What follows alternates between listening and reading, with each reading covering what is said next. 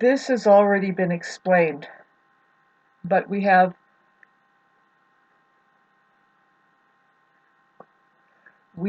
the type of narcissist that hoards. They hoard, right? You know these people whose houses are rendered up.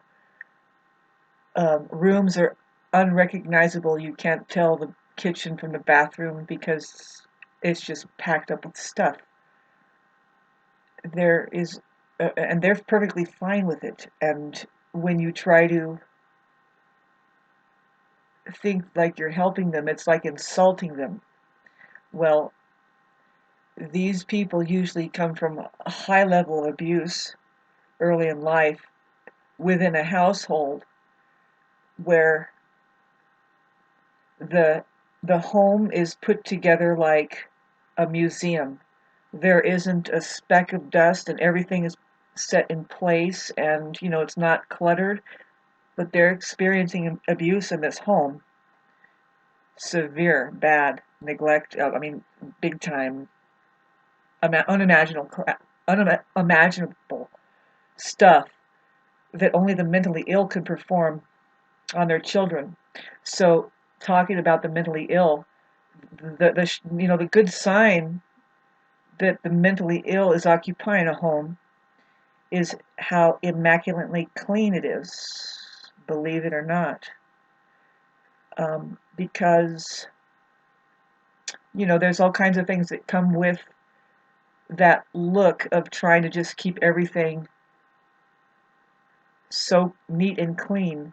It doesn't disturb your mind or anything. I mean, that's the only thing you can do because you are completely out of your mind, kind of a thing.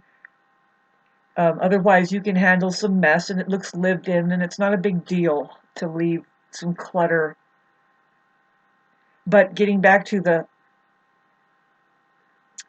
you know, um, the hoarder narcissist, there's certain styles. You'll see some people really collecting things.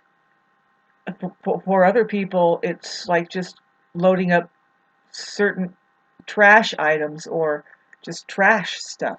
They don't even, but that's all blurry and it's all pretty much the same. But those are just styles that you can see. But basically, is yeah, they being in a clean, immaculate environment reminds them of that abuse, and the only way that they could ever get a sense of themselves and something of themselves is to create that disarray, and this starts early somehow. Um, and when they get more and more independent and just living, that's how they comfort themselves to being themselves. They can have this. Nobody can tell them that they can't have it. And also, some of them, okay, now are so disassociated with even being there that the objects, these are more people that collect objects, like they just haul around antiques and stuff or something, but it's just excessive. Um, and it's wasteful. You can see, they really look after these things unlike themselves, but it's like themselves. Whatever you think you need to, if you go and you throw some of these things away, you just threw them away. And they are racking that up like, I know plenty of abusers like you. You don't care about me. And what are you going to do but just wait for that to get over as them, and then they get to slowly back to being who they want to be, which is this extreme expression of saying, um, I'm free now.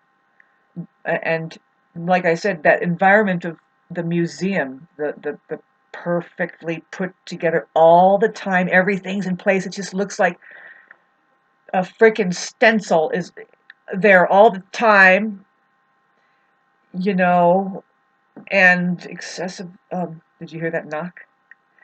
I'm going to post this. Excessive concern about traditions, the decorations and stuff, over, say, having a decent human relationship, we can get into the materialists and moneymakers who they tend to care more for um, raising their bank account rather than raising somebody else's confidence up or their own or something. You know what I mean? It's just I guess that's how you do it. Supposedly it's connected, but I don't think so. I think you can be just perfectly inhumane, really non-human, and that's best if you want to make a lot of money.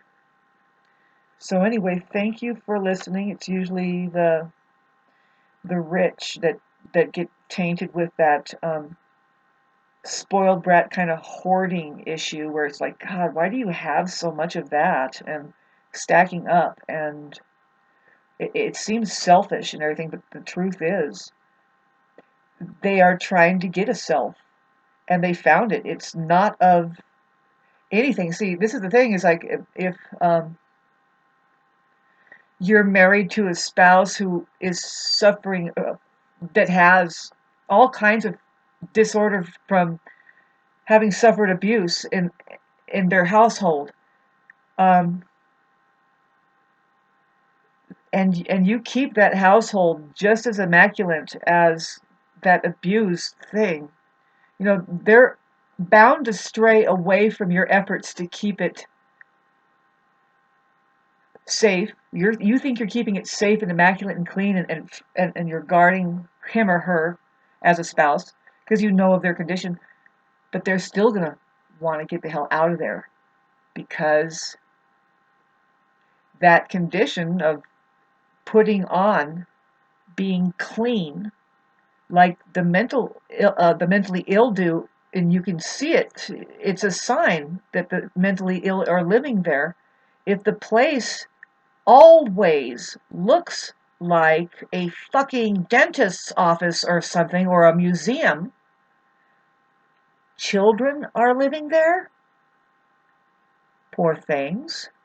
They're objects too. They are objects too. You can bet that they're dressing them up and putting them down and picking them up and not really giving them a sense of self. And just the amazing hand-me-down is happening with narcissists. Um, just kind of, I just, the design is like, it doesn't evolve. It just stays, and it could go backwards. I mean, and then you see it as an army of just, well, how long is that going to go on? 200 fucking years that we have these occupation over here? Good job, That's a lot of money. And you guys all suck. Cool. I